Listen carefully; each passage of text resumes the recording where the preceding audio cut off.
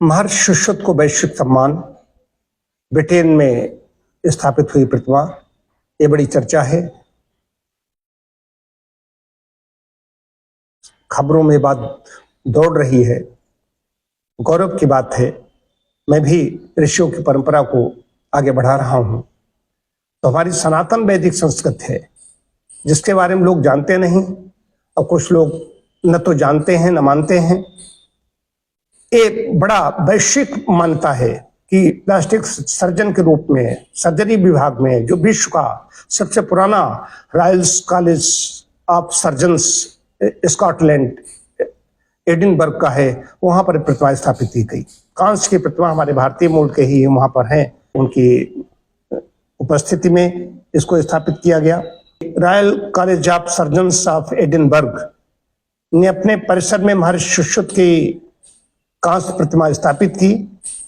ये केवल एक प्रतिमा की स्थापना नहीं, बल्कि भारतीय ज्ञान विज्ञान और चिकित्सा परंपरा की विश्वव्यापी स्वीकृति का प्रतीक है। ये विश्वव्यापी स्वीकृति है, ये समझना होगा। लगभग 2600 वर्ष पूर्व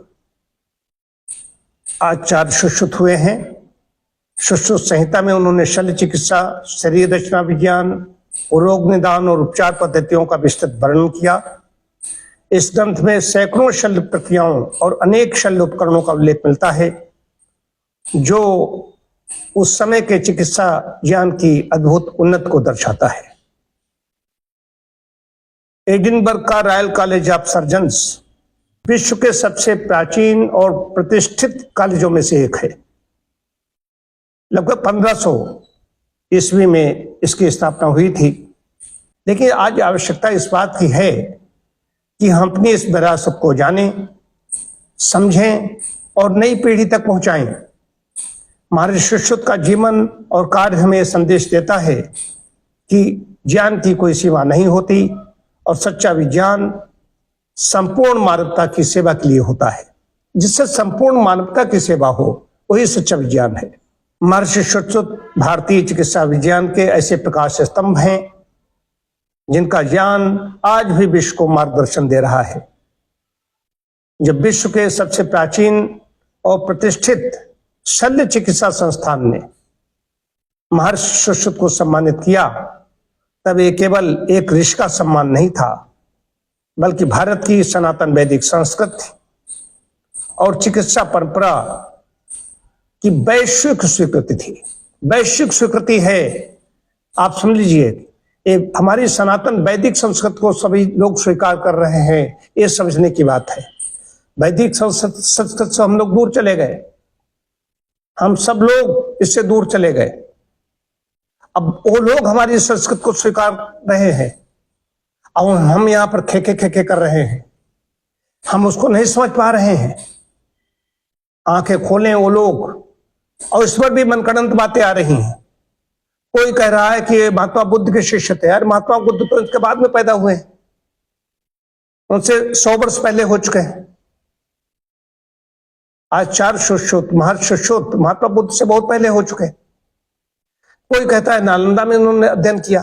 नालंदा तो बना है 400-500 ईस्वी में बना है, उनसे 1000 वर्ष बाद कहीं आया है। तो अध्ययन है नहीं, खाली बोलने के लिए मुंह है, कुछ भी बोलो, लेकिन सत्य को स्वीकारो। आचार्य शुश्रुत, महर्षि शुश्रुत सबके हैं और उन्होंने चिकित्सा विज्ञान के जो सिद्धांत दिए हैं वो सबके लिए हैं, सब पर समान रूप से लागू होते हैं।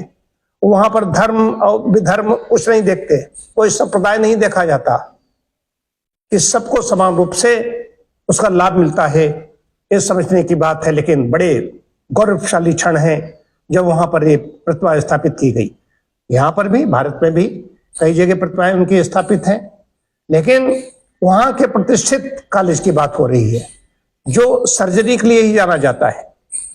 तो इसलिए विशेष बात है,